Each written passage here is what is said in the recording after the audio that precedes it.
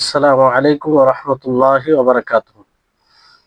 إن الحمد لله نحمده ونستعينه ونستغفر ونعوذ بالله من شرور أنفسنا وسيئات أعمالنا. من يهده الله فلا مضل له ومن يضلله فلا هادي له، وأشهد أن لا إله إلا الله وحده لا شريك له، وأشهد أن محمدا عبده ورسوله. أما بعد، رب اشرح لي صدري ويسر لي أمري واحلل عقدة من لساني يفقهوا قولي. رب زدني علما، رب زدني علما. اللهم إني أسألك علما نافعا ورزقا طيبا وعملا متقبلا. সম্মানিত আজকের ক্লাসে উপস্থিত সুপ্রিয়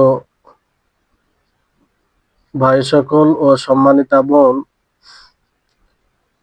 প্রশংসা মাত্রই মহান আল্লাহ তাবারক ওয়া তাআলার জন্য, যিনি আমাদের সকলকে ভালো রেখেছেন, সুস্থ রেখেছেন। অসংখ্য দরুদ ও সালাম নাজিল হোক আমাদের সকলের প্রাণপ্রিয় নবী করিম মুহাম্মদ সাল্লাল্লাহু আলাইহি সাল্লামের উপরে। আল্লাহুম্মা সাল্লি আলাইহি, আল্লাহুম্মা বারিক আলাইহি। আলহামদুলিল্লাহ, আল্লাহর বিশেষ রহমতে আজকে আমরা ফিকহুস সিয়ামের ক্লাসে উপস্থিত হয়েছি। আজকের ক্লাসের বিষয় আমরা কয়েকটি বিষয় নিয়ে আলোচনা করব ইনশাআল্লাহ।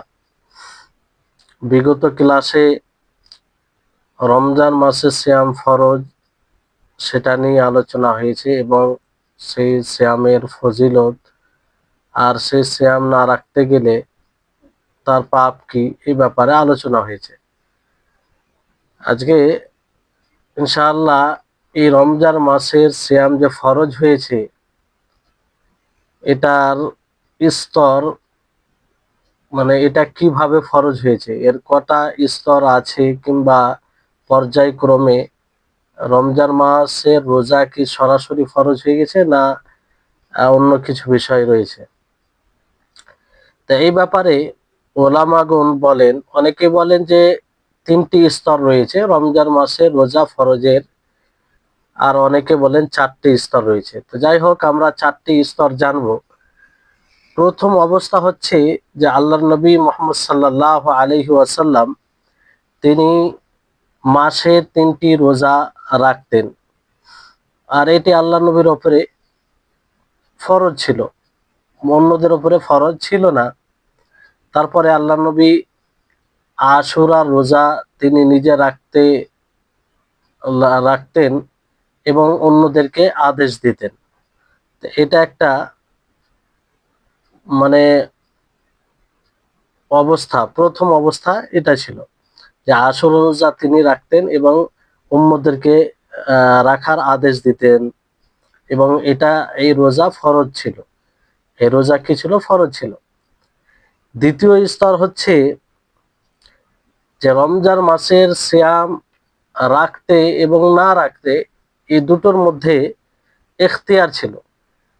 যার ইচ্ছা হবে সে রোজা রাখবে, আর যার ইচ্ছা হবে সে রোজা রাখবে না, কিন্তু সে প্রত্যেক রোজার প্রত্যেক দিনের পরিবর্তে সে ফিদিয়া দিবে, সিয়ামের ফিদিয়া দিবে।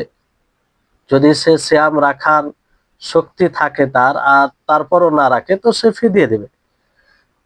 যেমন সালমা বিন আকওয়া রাদিয়াল্লাহু আনহু থেকে বর্ণিত, তিনি বলেন, যখন এই আয়াতটি নাজিল হয়, ওয়া আলাল্লাযীনা ইউতীকুনাহু ফিদিয়াতুন তাআমু মিসকিন, যে তাদের উপরে যারা সিয়ামের শক্তি রাখে, সিয়াম রাখতে পারবে, রোজা রাখতে পারবে, তারা প্রত্যেক দিনের যেন মিসকিনকে খাবার খাওয়ায়, ফিদিয়া হিসাবে খাবার দেয়। তো যার ইচ্ছা হবে সিয়াম রাখবে, আর যার ইচ্ছা হবে না সে সিয়ামের পরিবর্তে রোজা রাখতে পারবে কিন্তু রোজা রাখবে না, ফলে সে একটা মিসকিনকে খাওয়াবে। কিন্তু পরবর্তীতে অন্য আয়াত নাজিল হয়ে এটি রহিত হয়ে যায়।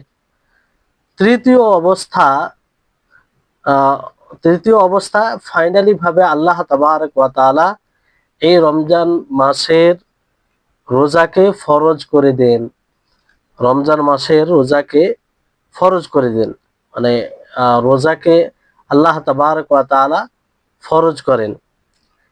আর তখন খাবার হারাম ছিল, সেই অবস্থায় কিভাবে রোজা রাখতেন?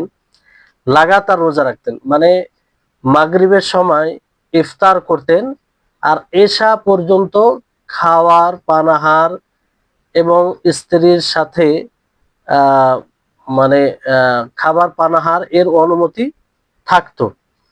এর মধ্যে মাগরিব থেকে এশা পর্যন্ত, এর মধ্যে যদি কেউ ঘুমিয়ে যেত কোনো কারণবশত, কোনো কারণে ক্লান্তি থাকার কারণে কিংবা কোনো কারণে হয়তো ঘুমিয়ে গেছে, এশার পর ঘুম ভেঙেছে, তো তার জন্য খাবার হারাম হয়ে যেত।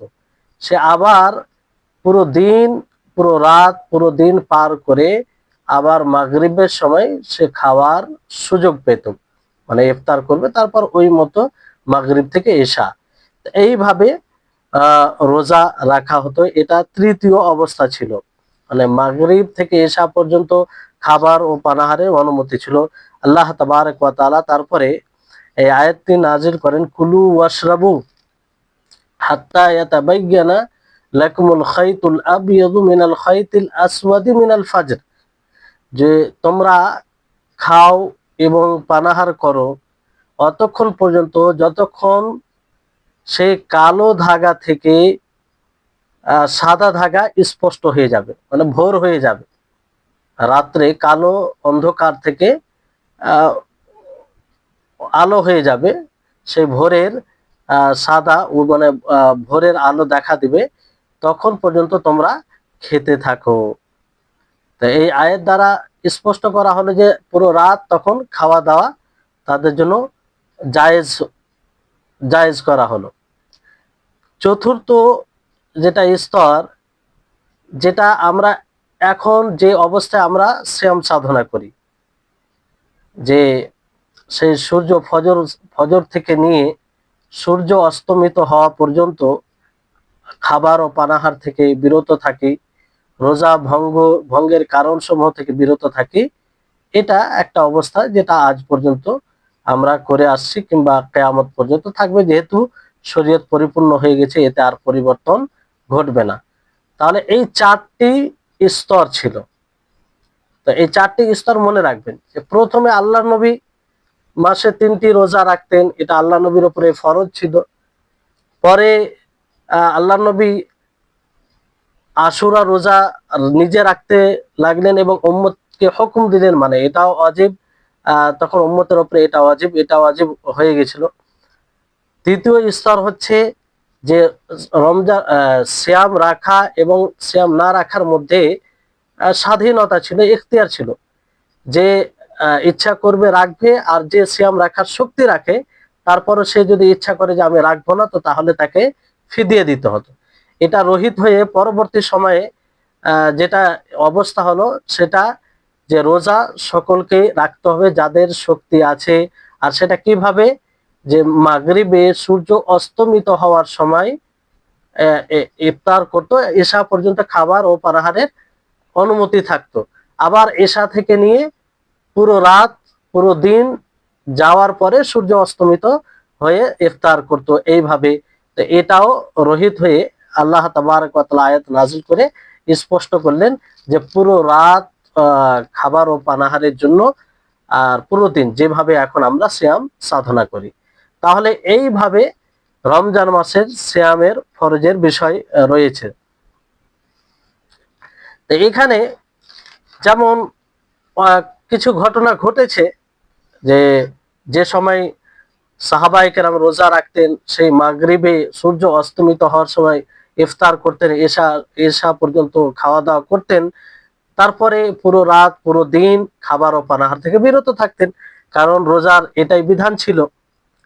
তাই এই ব্যাপারে একটি হাদিস আছে, বারা বিন আজিব রাদিয়াল্লাহু তাআলা আনহু থেকে বর্ণিত, তিনি বলেন যে কানা আসহাবু মুহাম্মাদিন সাল্লাল্লাহু আলাইহি ওয়াসাল্লাম ইযা কানা আর-রাজুলু সাইমান ফাহাদারা আল-ইফতারা ফানামা ক্বাবলা আন ইয়াফতুর, যে একজন ব্যক্তি রোজা অবস্থায় ছিল, সে ইফতার করলো কিংবা ইফতারের সময় হলো, ইফতারি তার নিকটে উপস্থিত হলো কিংবা ইফতারের সময় হলো, তার আগে তিনি ঘুমিয়ে যান, তার আগেই ঘুমিয়ে যান, ক্লান্তি অবস্থায় ছিল, হয়তো ঘুম এসেছে, ঘুমিয়ে গেছিলেন।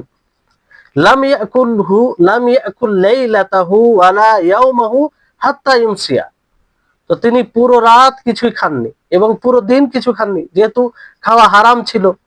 সন্ধ্যা পর্যন্ত, পরের দিন সূর্য অস্তমিত হওয়া পর্যন্ত। ওয়াইন্না কায়েস বিন সিরমা আল আনসারি কানা সাইমান। আর কায়েস বিন সিরমা, তিনিও, কায়েস বিন সিরমা আল আনসারি রাদিয়াল্লাহু আনহু, তিনিও সাইমরত, রোজা অবস্থায় ছিলেন। তিনার নিকটে ইফতার উপস্থিত হয়, তিনি তার স্ত্রীর নিকটে আসেন। আসার পরে ইফতারের সময় হওয়া, যখন সময় হয় তখন তাকে বলেন যে তোমার নিকটে কি কিছু খাবার আছে, কিছু খাওয়ার জন্য কিছু আছে? আজকের মতো তো নয় যে প্রশস্ত সবসময় খাবার বাড়িতে আছে, কোনো চিন্তাই নেই। তখন তো এই অবস্থা ছিল না, খাবার কোনো সময় বাড়িতে থাকতো, কোনো সময় থাকতো না। তো এইভাবে তিনি জিজ্ঞাসা করলেন স্ত্রীকে যে কোনো খাবার থাকলে নিয়ে এসো। তো তিনি বলেন, লা, বাড়িতে তো আমার জানা মতে খাবার নেই, ওয়ালাকিন আনতালিকু ফাআতলুবু লাকা, কিন্তু আমি যাই দেখি তো তোমার জন্য কিংবা আপনার জন্য সন্ধান করি, যদি কিছু পাই তা আমি নিয়ে আসছি। ওয়া কানা ইয়াউমাহু ইয়ামালু ফাগালাবাতহু আইনাহু। আর সেদিন তিনি পুরো দিন কাজ করে ক্লান্ত ছিলেন, পরিশ্রম করেছিলেন, ফলে উনার চোখ প্রাধান্য পায়, অর্থাৎ ঘুম চলে আসে। ফাজাআতহু ইমরাআতাহু ফাজাআতহু ইমরাআতুহু। তো তার স্ত্রী তার নিকটে এসে তাকে দেখেন সে ঘুমিয়ে গেছে। ক্বালাত, তিনি বলেন, খিবাতুল্লাহ, তিনি বললেন যে তুমি খাবার এই থেকে বঞ্চিত হয়ে গেলে, মানে আর সে খেতে পেল না। আবার তাকে পুরো রাত, পুরো দিন আহ সেই খাবার ও পানাহার থেকে বিরত থাকতে হবে। তো যখন পরের দিন অর্ধ দিন হলো, তো বেহুশ হয়ে যান উনি। চিন্তা করুন, তো ওই সময় খাবার ওই রকম ভাবে ছিল না। তো সে সময় হয়তো কিছু থাকলে কিছু খেত। পুরো দিন, পুরো রাত সিয়ামরত অবস্থায় ছিল, তো খাওয়ার আগে তিনি ঘুমিয়ে যান। ফলে সেই পুরো রাত আবার পুরো দিন আহ, খাবার ও পানাহার থেকে বিরত থাকা, এটা কত বড় কঠিন কাজ। ফলে তিনি বেহুশ হয়ে যান। বেহুশ হয়ে যাওয়ার ফলে যখন এই ঘটনা নবী সাল্লাল্লাহু আলাইহি সাল্লামকে বলা হয়, তখন আল্লাহ তাআলার পক্ষ থেকে এই আয়াত নাজিল হয়, উহিল্লা লাকুম লাইলাতাস সিয়ামির রাফাসু ইলা নিসাইকুম, যে তোমাদের জন্য রাত হালাল করা হয়েছে, রাত্রে খাওয়া দাওয়া করতে পারো, স্ত্রীর সাথে সঙ্গম করতে পারো। তো এই আয়াত যখন নাজিল হয়, তখন সাহাবায়ে কেরাম খুব আনন্দিত হলেন, খুব খুশি হলেন, প্রবল খুশি হলেন। আর আল্লাহ তাআলা আয়াত নাজিল করে বলেন, কুলু ওয়াশরাবু হাত্তা ইয়াতাবায়্যানা লাকুমুল খায়তুল আবিয়াদু মিনাল খায়তিল আসওয়াদ, যে তোমরা খেতে থাকো, পানাহার করতে থাকো, যতক্ষণ পর্যন্ত সেই কালো ধাগা থেকে সাদা ধাগা স্পষ্ট না হয়, মানে ভোরের আলো রাত্রের অন্ধকার থেকে। তো এই হচ্ছে বিষয়।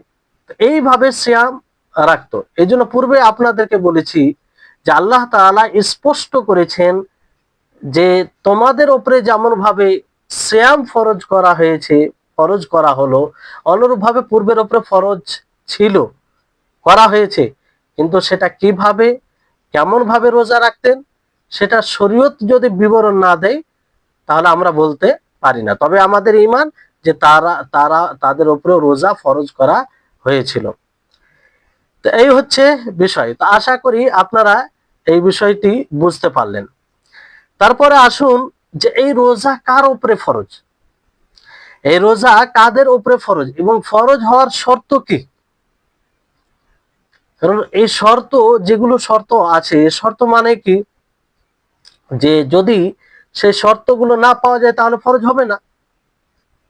ইদা ফাতাশ শারত ফাতাল মাশরুত, যদি শর্ত বিলুপ্ত হয় তাহলে মাশরুত, যার জন্য শর্ত লাগানো হয়, সেটাও বিলুপ্ত হয়ে যাবে। হুম, যদি আপনাকে বলি যে যদি তুমি এই ক্লাস রেগুলার করো, দৈনন্দিন ক্লাসে উপস্থিত হও, তাহলে তোমাকে আমি পুরস্কার দিব।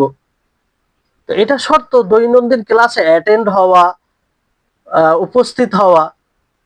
আর যদি এটা না পাওয়া যায়, উপস্থিত না হয়, তাহলে সে পুরস্কার পাবে না। অনুরূপভাবে কিছু শর্ত আছে, যে শর্তগুলো বিদ্যমান থাকলে রোজা ফরজ হবে। অবশ্যই আমাদের বোঝা উচিত, এটা জানা উচিত, কারণ এটা ইসলামের একটি স্তম্ভ। কাদের উপরে রোজা ফরজ হবে, কাদের উপরে ফরজ হবে না, এটা আমাদের এক মুসলিম হিসাবে জানা দরকার।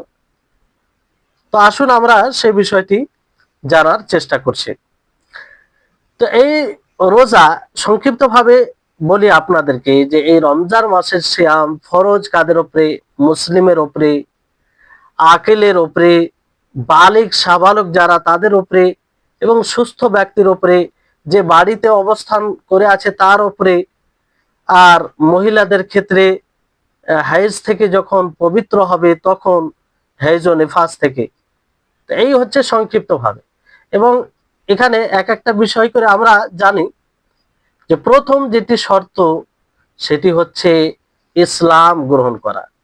মানে ওই ব্যক্তির উপরে রমজান মাসের সিয়াম ফরজ হবে যে ব্যক্তি মুসলিম হবে, ইসলামের আওতায় থাকবে, ইসলামে দীক্ষিত হবে।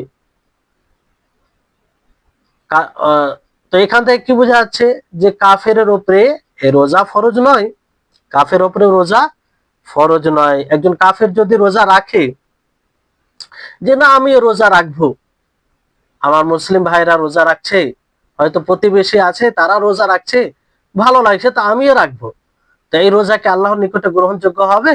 হবে না। যদিও তাদের নিয়ত থাকে যে আল্লাহ তাআলা উপরওয়ালা সন্তুষ্ট হোক, তারপরে এই রোজা গ্রহণযোগ্য হবে না। কারণ এই রোজা যেহেতু ইবাদত, আর সমস্ত ইবাদতের ক্ষেত্রে এটা শর্ত যে এই ইবাদত করবে তাকে মুসলিম হতে হবে, প্রথমে মুসলিম হতে হবে, ইসলামের আওতায় আসতে হবে। তাহলে যে কোনো সে ইবাদত করবে সেটা আল্লাহর নিকটে গ্রহণযোগ্য হবে।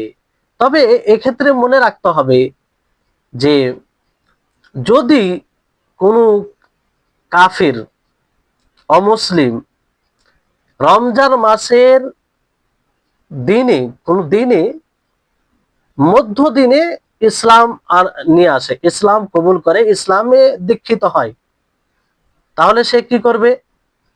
সে বাকি, যেমন ধরুন যে কোনো অমুসলিম যদি দিন 12টার সময় ইসলাম গ্রহণ করে, তাহলে সেই সময় থেকে সে খাবার থেকে বিরত থাকবে, খাবার ও পানাহার থেকে বিরত থাকবে।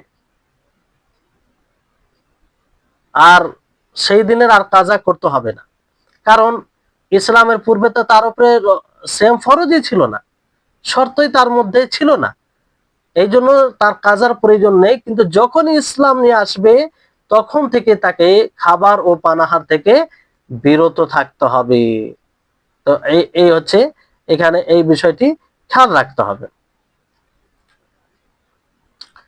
তারপরে দ্বিতীয় শর্ত, যে বালেগ হওয়া, বালেগ হতে হবে, সাবালক হতে হবে। সাবালক যারা নয় তাদের উপরে শরীয়তের বিষয় ফরজ হয় না, মুকাল্লাফ তখনই হয় যখন সাবালক হয় বা বালেগ হয়। তবে একটু পার্থক্য করার পরে করলে নেকি পাবে, করলে নেকি পাবে। নবী করিম মুহাম্মদ সাল্লাল্লাহু আলাইহি সাল্লাম এই বিষয়ে বলেন যে মান আসবাহা সাইমান ফালিতিম্মা সাওমাহু। এই ব্যাপারে রুবাই বিনতি মুআউযিদ রাদিয়াল্লাহু আনহা তিনি বলেন যে নবী সাল্লাল্লাহু আলাইহি সাল্লাম নবী সাল্লাল্লাহু আলাইহি সাল্লাম সকালে, আশুরার সকালে কাউকে পাঠান গ্রামের দিকে, আর বলেন যে মান আসবাহা সাইমান ফালিউতিম্মা সাওমাহু, যে ব্যক্তি সকাল করলো রোজা অবস্থায়, সে যেন নিজের রোজাকে পূর্ণ করে, রোজাকে পূর্ণ করে। ওয়ামান আসবাহা মুফতিরান ফালিয়াসুম, আর যে ইফতার অবস্থায় মানে রোজা রাখেনি, এই অবস্থায় সকাল করেছে, তো সেই জন্য তখন থেকে রোজা রাখে, মানে খাবার ও পানাহার থেকে বিরত থাকে। অন্য রিওয়ায়াতে এইভাবে এসেছে যে ফাল ইউমসিক বাকিয়াতা ইয়াউমিহি, যে সে বাকি অংশ, বাকি দিনের যেটা অংশ আছে সেই সময় খাবার ও পানাহার থেকে বিরত থাকবে। তাহলে এখান থেকে এটা স্পষ্ট হচ্ছে যে যদি কোনো ব্যক্তি দিনের মধ্য সময়ে কিংবা দিনে কোনো সময় ইসলাম নিয়ে আসে, তো সেখান থেকে খাবার ও পানাহার থেকে বিরত থাকবে। যেমন আশুরা রোজা, তখন আল্লাহ নবী বললেন এটা, মানে এটা কি ফরজ করা হয়েছিল, তো আল্লাহ নবী এটা আদেশ দিলেন না যে যারা রোজা রাখেনি সকাল থেকে তারা সেই দিনের কাজা করবে, কাজা করার আদেশ দেননি, বরং বললেন যে বাকি অংশ খাবার ও পানাহার থেকে বিরত থাকবে, খাবার ও পানাহার থেকে বিরত থাকবে। তো বালিগ হওয়া এটাও শর্ত। এই ব্যাপারে হাদিসে রয়েছে, আল্লাহ নবী বলেন যে রফি আল কালামু আন সালাসাতিন, যে 3 প্রকার মানুষ হতে কলমকে উঠিয়ে নেওয়া হয়েছে।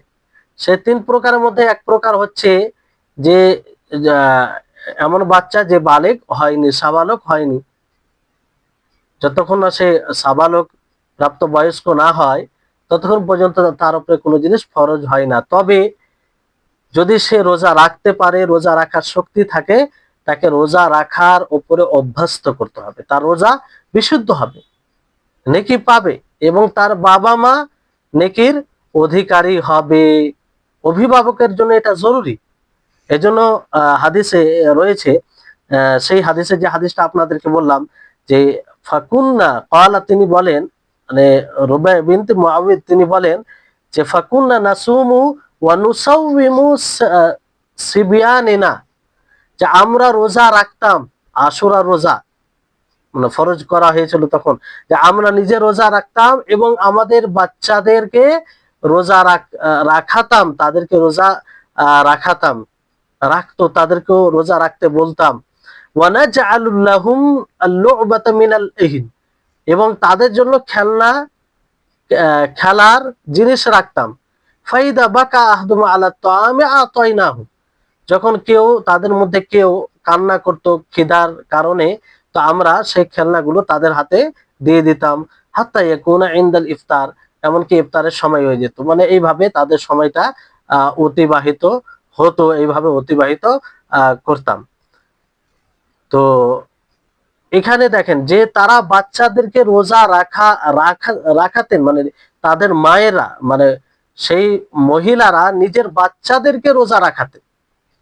আজকে বড় দুঃখের বিষয়, অনেক মা বোনদেরকে দেখা যায় যে বাচ্চা, সে জানে যে তার বাচ্চা, তার ছেলে সন্তান হোক অথবা মেয়ে সন্তান হোক, রোজা রাখতে পারবে, সাময়িক কষ্ট তো হবে, রোজা রাখতে গেলে তো কষ্ট আছেই, কষ্ট না থাকলে তার তো কোনো ফলাফল নাই। ফলাফল যেখানে যেখানে নেকি আছে, যেখানে প্রতিদানের বিষয় রয়েছে, অবশ্যই সেখানে কিছু কষ্টের বিষয় থাকবে।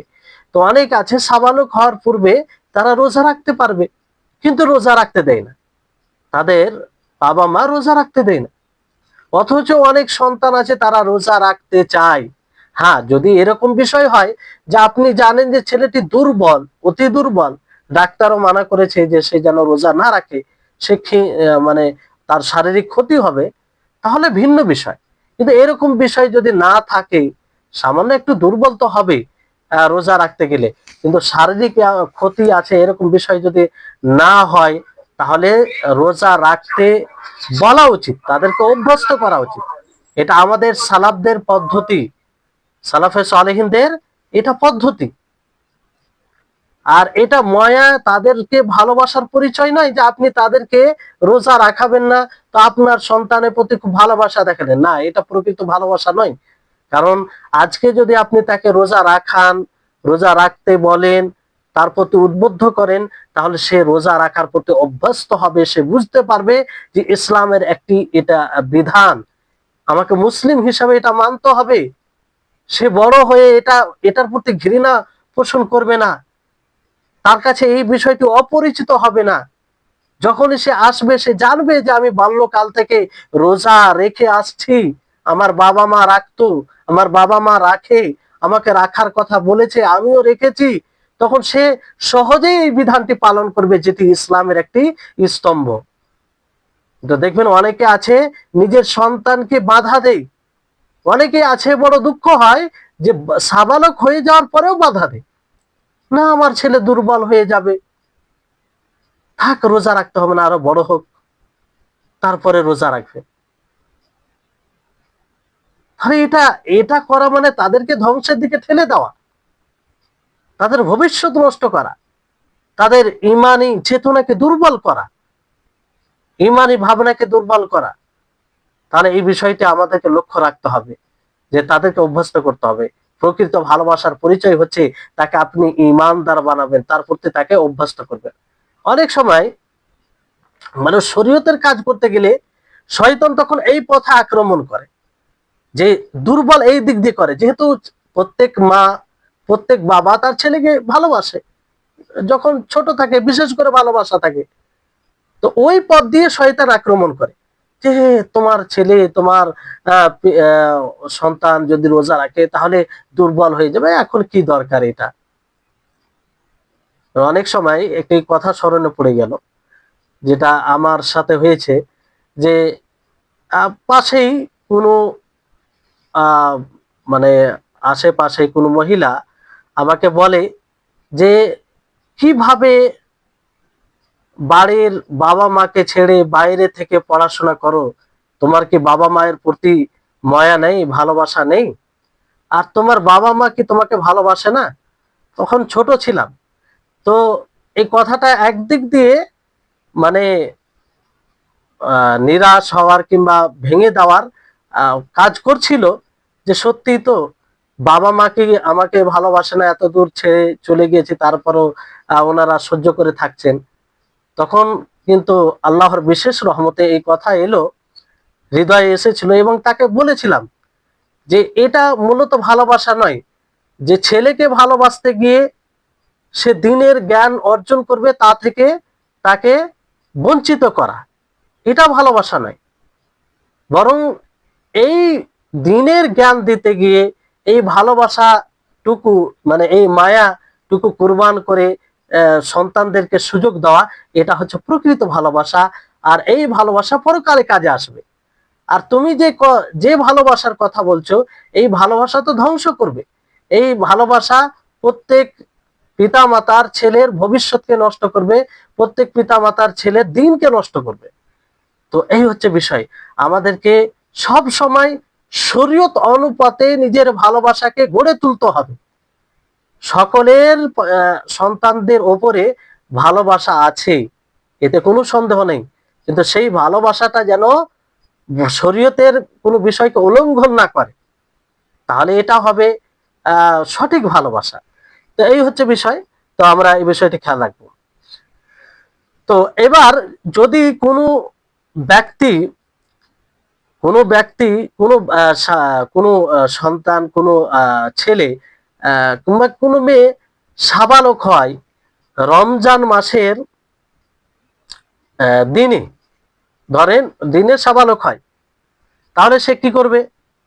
যখন সে সাবালক হবে, সাবালক হওয়ার চিহ্ন পরিস্ফুট হবে, তখন থেকে সে খাবার ও পানাহার থেকে বিরত থাকবে, কিন্তু সেই দিনের কাজা করতে হবে না, কারণ পূর্বে তার মধ্যে সেই শর্ত ছিল না। শর্ত না থাকার কারণে সেই দিনে সে কাজা করবে না, কিন্তু সেই সময় থেকে সে খাবার ও পানাহার থেকে বিরত থাকবে, তার উপরে ফরজ হয়ে যাবে খাবার ও পানাহার থেকে বিরত থাকা। কিন্তু এখানে একটি প্রশ্ন জাগছে যে একজন সাবালক কিভাবে হয়? তো ছেলে সন্তানদের ক্ষেত্রে একটি রয়েছে যে 15 বছর বয়স হবে তখন। আরেকটি বিষয় রয়েছে যে হয় বগলের লোম কিংবা নাভির নিচের লোম যদি জেগে ওঠে, তাহলে এটা একটা সাবালক হওয়ার লক্ষণ, এটা একটা সাবালক হওয়ার লক্ষণ। কিংবা আরেকটি পথ যেটা আমরা যা দ্বারা বুঝতে পারি যে বীর্যপাত হওয়া, যদি বীর্যপাত হয় তাহলে এটা সাবালক হওয়ার লক্ষণ। আর মেয়েদের ক্ষেত্রে একটি অতিরিক্ত হচ্ছে যে তাদের হায়েজ আসা, মানে হায়েজ যদি তাদের আরম্ভ হয়ে যায় তখন তাদের তারাও সাবালক হবে। তো এগুলোর মধ্যে কোনো একটি লক্ষণ যদি দেখা দেয় তাহলে সে সাবালক। আর সেই সময় রমজান মাসের সিয়ামে দিনে কোনো সময় যদি এরকম হয় তাহলে সেই সময় থেকে সে খাবার ও পানাহার থেকে বিরত থাকবে। তাহলে এই শর্ত এটি আশা করি আপনারা বুঝতে পেরেছেন।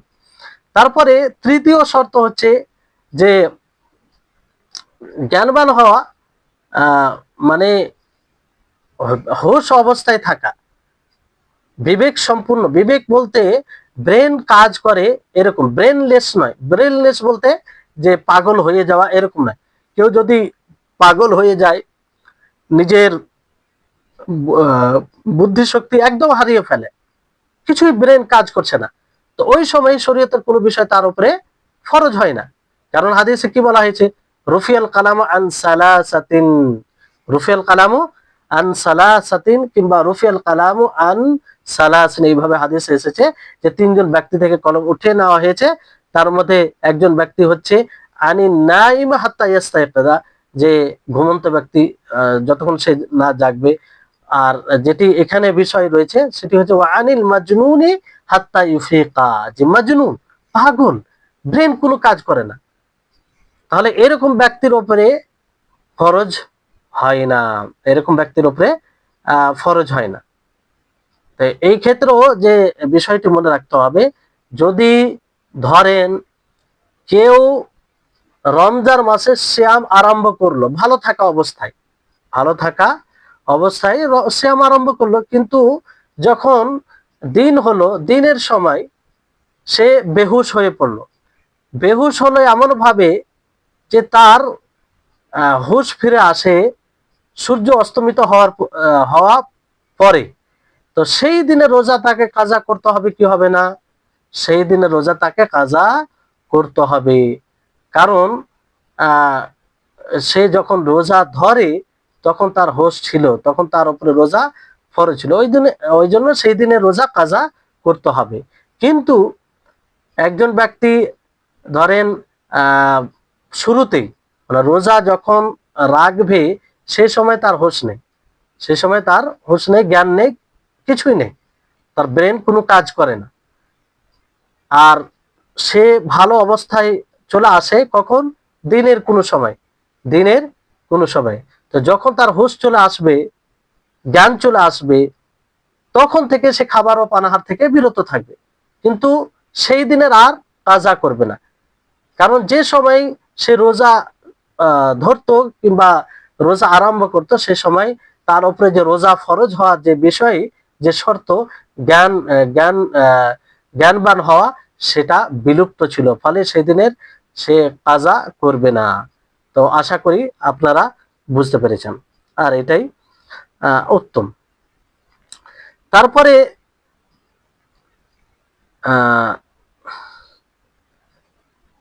এইখানে এই ক্ষেত্রে আপনার ধরেন বেহুশ হয়ে যাওয়া, এগুলো সব এর মধ্যে আসবে, কারণ সেখানে ব্রেন বিলুপ্ত হয়ে যায়।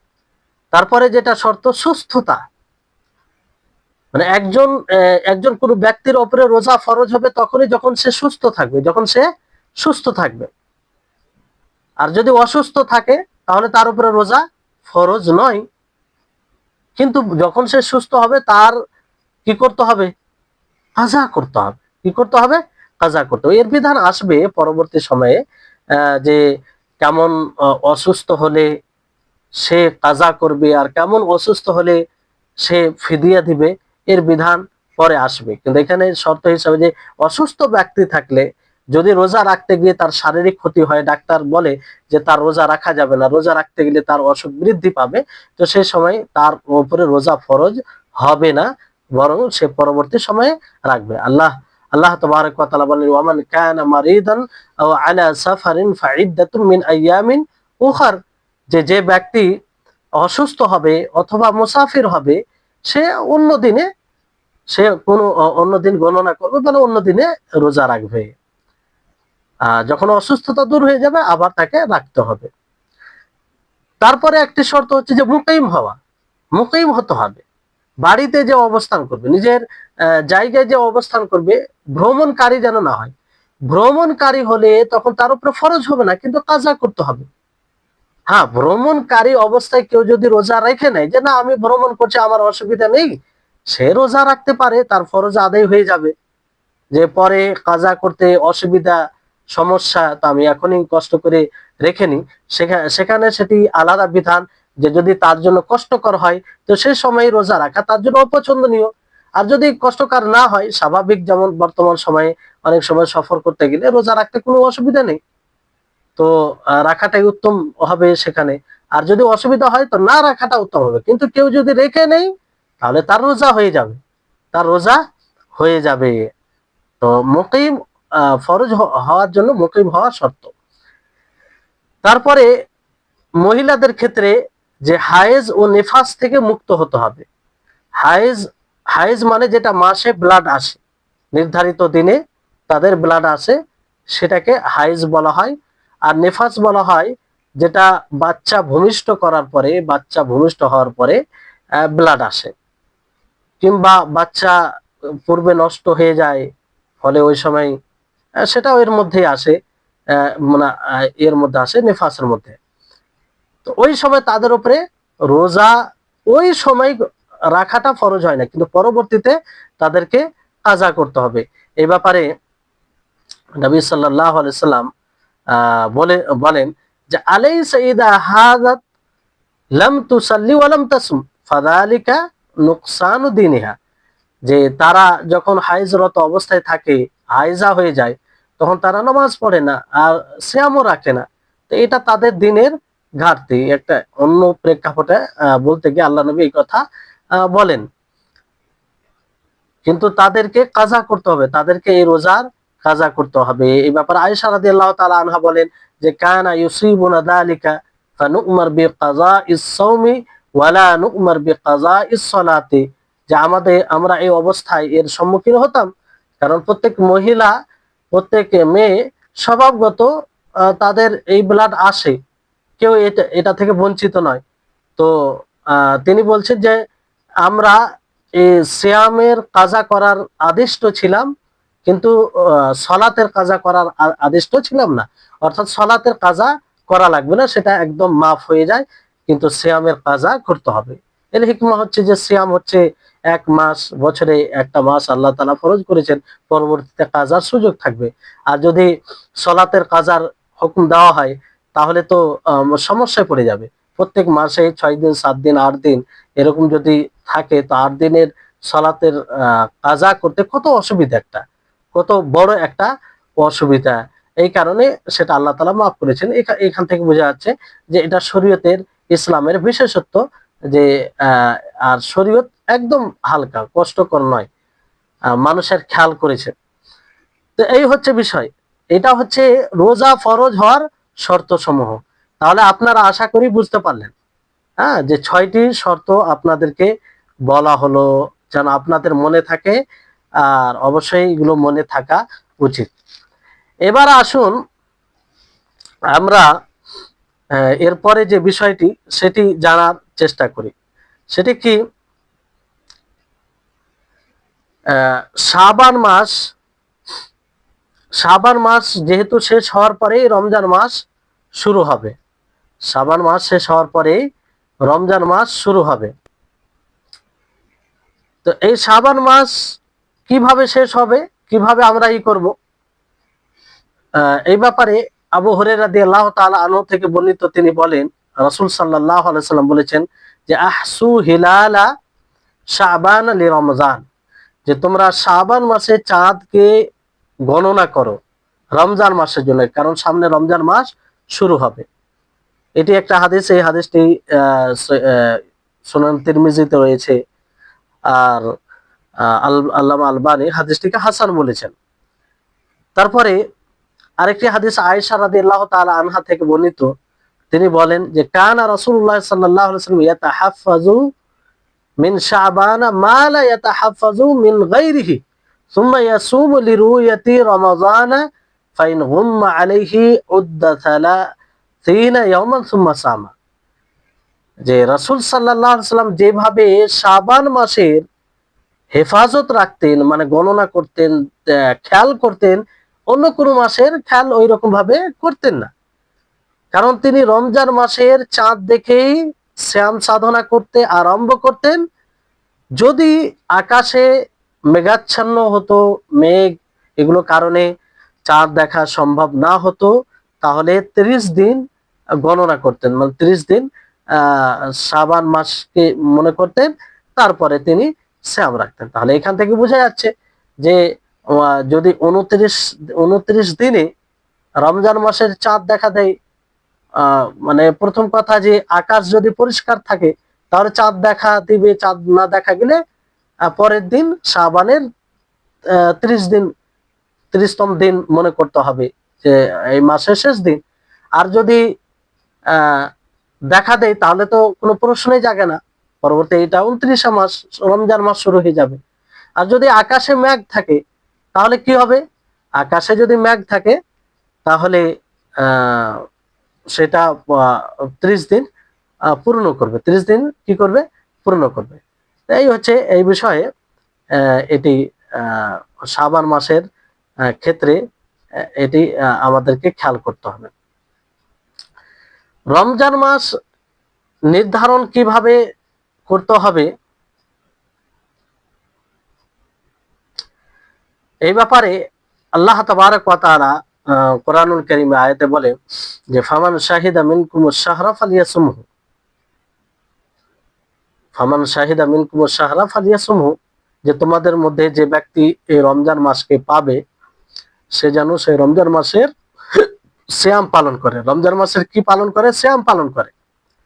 ইবনে ওমর রাদিয়াল্লাহু তাআলা আনহু থেকে বর্ণিত, তিনি বলেন যে ইদা রাআইতুমুহু ফাসুমু ওয়া ইদা রাআইতুমুহু ফাআফতিরু ফাইন গুম্মা আলাইকুম ফাকদুরু লাহু, যে তোমরা যখন চাঁদ দেখবে তো তোমরা সিয়াম সাধনা করবে, রোজা রাখবে, আর যখন তোমরা চাঁদ দেখবে তো তোমরা ইফতার করবে, মানে শাওয়াল মাসে। ফাইন গুম্মা আলাইকুম, আর যদি আকাশে মেঘ থাকে, ফাকদুরু লাহু, তাহলে তোমরা গণনা করো। কি করো?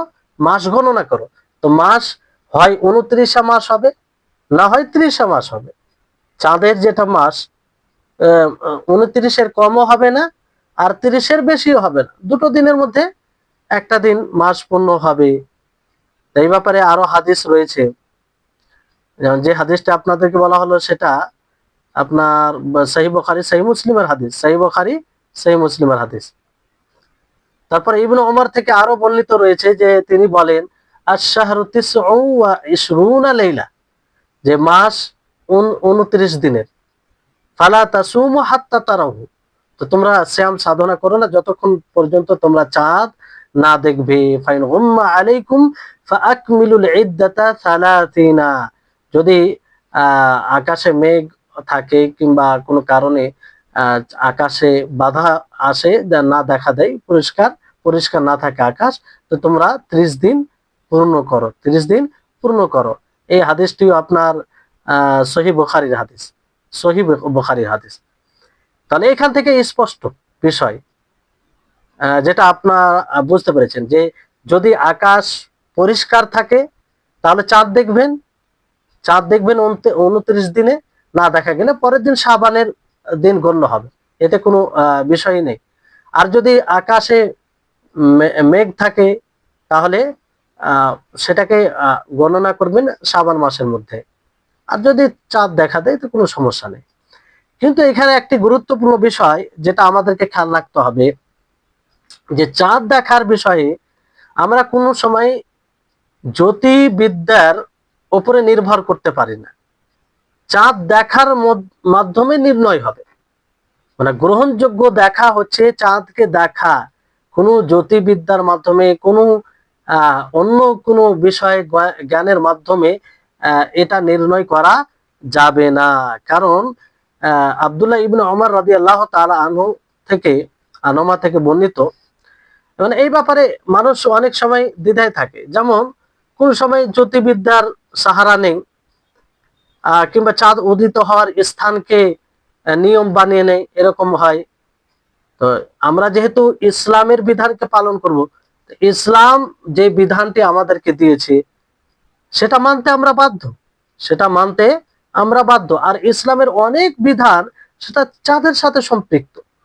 যেমন আপনি রমজান মাসের শ্যাম বলেন, হজ বলেন, ইদ্দত বলেন, এগুলো ক্ষেত্রে চাঁদকেই লক্ষ্য রাখতে হবে, চাঁদের উপরেই নির্ভর করে, চাঁদের সাথে সম্পৃক্ত এটা বিষয়।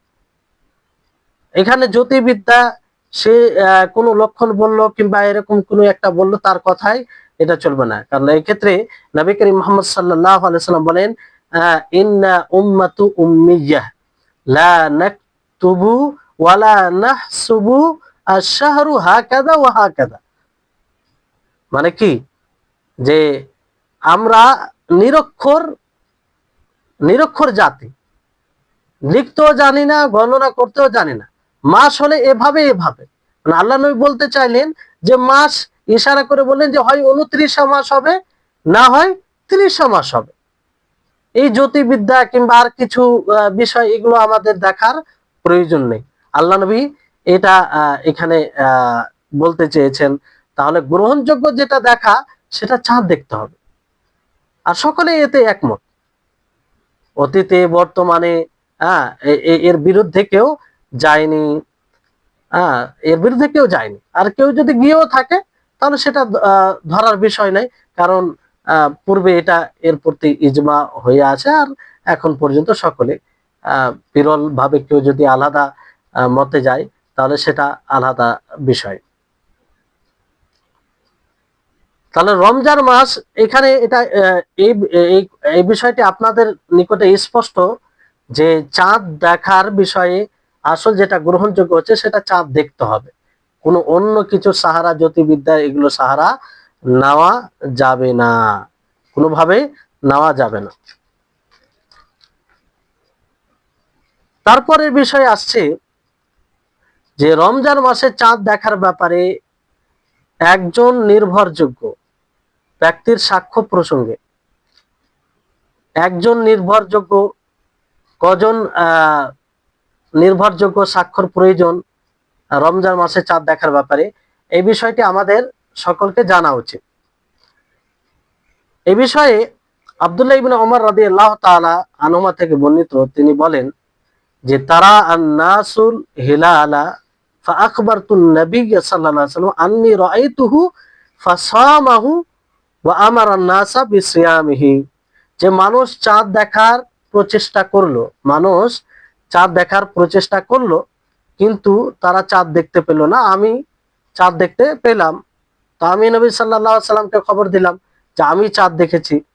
তো আল্লাহর নবী আমার কথা শুনে, আমার খবর শুনে তিনিও রোজা রাখলেন এবং মানুষকে রোজা রাখার আদেশ দিলেন, মানুষকে রোজা রাখার আদেশ দিলেন। তো এখানে এই হাদিস থেকে এটা স্পষ্ট হচ্ছে যে কোনো এক ব্যক্তি যদি এই চাঁদ দেখার খবর দেয়, তাহলে সেটা গ্রহণযোগ্য হবে। এই হাদিস থেকে এটা বোঝা যাচ্ছে। কিন্তু আরেকটি হাদিস আছে যেটা, যেখানে যে হাদিস থেকে এটা স্পষ্টভাবে বোঝা যাচ্ছে যে এক ব্যক্তির সাক্ষ্য দ্বারা এটা মানা যাবে না। আল্লাহ নবী অন্য হাদিসে কি বলেন, যে হাদিসটি বললাম সেই হাদিসটি আপনার রয়েছে আবু দাউদে, এবং হাদিসটি সঠিক, বিশুদ্ধ হাদিস। তারপরে আরেকটি হাদিস যেটা মুসনাদ আহমদে নাসাইতে রয়েছে, সেটিও সঠিক হাদিস। আল্লাহ নবী মুহাম্মদ সাল্লাল্লাহু আলাইহি ওয়াসাল্লাম বলেন, সুমু লিরুয়াতিহি ওয়া আফতিরু লিরুয়াতিহি, যে তোমরা চাঁদ দেখে রোজা রাখো এবং চাঁদ দেখে তোমরা ইফতার করো। তারপরে নবী করিম মুহাম্মদ সাল্লাল্লাহু আলাইহি ওয়াসাল্লাম বলেছেন যে ফাইন গুম্মা আলাইকুম ফাআকমিলু সালাতিন, যে যদি আকাশ পরিষ্কার না হয়, তাহলে তোমরা 30 দিন পূর্ণ করবে। ফাইন শাহিদা শাহিদান, এটা হচ্ছে আসল বিষয়। ফাইন শাহিদা শাহিদানি ফাসুমু ওয়া আফতিরু, যদি দুইজন সাক্ষ্য প্রদান করে, তাহলে তোমরা সিয়াম রাখবে, এবং যদি সেটা শাওয়াল মাসে চাঁদ দেখার বিষয় হয়, তো তোমরা সিয়াম ছেড়ে দিবে। ফাইন শাহিদা, অন্য রিওয়ায়েতে এইভাবে এসেছে মুসনাদে আহমদের রিওয়ায়েতে, যে ফাইন শাহিদা শাহিদানি মুসলিমানি, যে দুই মুসলিম ব্যক্তি যখন সাক্ষ্য প্রদান করবে যে চাঁদ দেখেছি আমরা, তখন তাদের কথা শুনে রোজা রাখতে হবে যদি রমজান মাসে চাঁদ দেখার বিষয় থাকে। আর শাওয়াল মাসে চাঁদ দেখার বিষয় থাকে, তাহলে রোজা ছাড়তে হবে। তাহলে এখান থেকে এটা স্পষ্ট হচ্ছে যে দুইজনের সাক্ষ্য প্রদান লাগবে। ওপরের হাদিস থেকে এটা স্পষ্ট হলো যে একজন সাক্ষ্য প্রদান করলে হবে, কারণ আব্দুল্লাহ ইবনে ওমর তিনি বলছেন যে মানুষেরা দেখার চেষ্টা করলো কিন্তু তারা দেখতে পেল না, আমি দেখেছি, আমি দেখার পরে নবীকে খবর দিলাম, তিনি নিজে রোজা রাখলেন, মানুষকে রোজা রাখার আদেশ দিলেন। তাহলে সঠিক বিষয় কি? তো এই বিষয়ে একটা বিষয় যে রমজান মাসের চাঁদ ছাড়া অন্য মাসে চাঁদ দেখতে গিয়ে দুইজন সাক্ষী লাগবে, দুইজন ন্যায়পরায়ণ সাক্ষী লাগবে, এতে কারো দ্বিমত নেই। কিন্তু রমজান মাসের চাঁদ দেখতে গিয়ে কজন সাক্ষী লাগবে একজনের ব্যাপারে দ্বিমত আছে, ওলামাদের মধ্যে দ্বিমত আছে। কারণ এই যে দুই রকম হাদিস আসার কারণে, হাদিস কখনো এক অপরের সংঘর্ষ হয় না, এটা কথা মনে রাখবেন আপনারা, যে হাদিস এক অপরের সংঘর্ষ হয় না, আমাদের বুঝের কারণে সেটা সাংঘর্ষিক মনে হয়, আমাদের বুঝের কারণে সেটা সাংঘর্ষিক মনে হয়। কারণ হাদিস ও ওহী, এটাও ওহী, আল্লাহ তাবারক ওয়া তাআলার ওহী, সেটা কোরআন হোক অথবা হাদিস হোক, হাদিসের আকারে হোক অথবা কোরআনের আকারে হোক, সেটা কোনোদিন সাংঘর্ষিক হতে পারে না, কারণ আল্লাহ তাবারক ওয়া তাআলার পক্ষ থেকে। আর সাংঘর্ষিক হবে কেন? সাংঘর্ষিক তাদের কথাই হয় যারা দুর্বল, যারা খেয়াল রাখতে পারে না। তো আল্লাহ তাবারক ওয়া তাআলার ওহীতে কি করে সাংঘর্ষিক হবে? তো এই বিষয় আমাদের বুঝের কারণে, বুঝের সমস্যার কারণে এটা মনে হয়। তো এই ব্যাপারে আহ ইখতিলাফ রয়েছে, অনেক ইখতিলাফ রয়েছে। যদিও মানে ইখতিলাফ অতগুলো, মানে কেউ কেউ বলেছেন যে না, একজন সাক্ষী থাকলেই, ন্যায়পরায়ণ সাক্ষী থাকলেই যথেষ্ট হবে, বাকি অন্য মাসে দুজন সাক্ষী লাগবে। অনেকে আবার বলেছেন যে না, আহ একজন সাক্ষী দুইজন সাক্ষী এখানেও লাগবে, দুইজন সাক্ষী এখানেও লাগবে। এইভাবে দ্বিমত রয়েছে। তবে এখানে যেটি বিষয়, যেটি সঠিক মত, সেটা হচ্ছে যে দুইজন সাক্ষ্য প্রদানকারী। এই কারণে যে যদি যারা দলিল দেয় আব্দুল্লাহ ইবনে ওমর রাদিয়াল্লাহু তাআলা আনহুর চাঁদ দেখার বিষয়, তো সেখানে এটা উল্লেখ নাই যে সেখানে এটা উল্লেখ নেই যে অন্য কেউ আর খবর দেয়নি। হতে পারে অন্য কেউ খবর দিয়ে থাকতে পারে, অন্য কেউ খবর দিয়ে থাকতে পারে। আর এটা এটা মূলত ওই হাদিসে কি বলা হয়েছে যে আন্নি রাআইতুহু, যে আমি চাঁদ দেখলাম, ফাসামাহু, তা আল্লাহ নবী রোজা রাখলেন আর মানুষকে রোজা রাখার আদেশ দিলেন। তো এখানে উল্লেখ নেই যে অন্য কেউ একদম খবর চাঁদ দেখার খবর দেয়নি, হতে পারে অন্য কেউ খবর দিয়ে থাকতে পারে, ফলে আল্লাহ নবী এটা করেছেন। কারণ আল্লাহ নবীরই একটি হাদিস, যে হাদিসে আল্লাহ নবী সরাসরি হুকুম দিচ্ছেন, বলছেন যে যদি দুইজন সাক্ষ্য প্রদানকারী থাকে, দুইজন ব্যক্তি, মুসলিম ব্যক্তি দেখে থাকে, তাহলে তোমরা রোজা রাখবে এবং রোজা ছাড়বে। তাহলে যেহেতু এই হাদিস রয়েছে, সেহেতু এই হাদিস অনুযায়ী দুইজন সাক্ষী মনে করা হবে। অনেকেই বলেন যে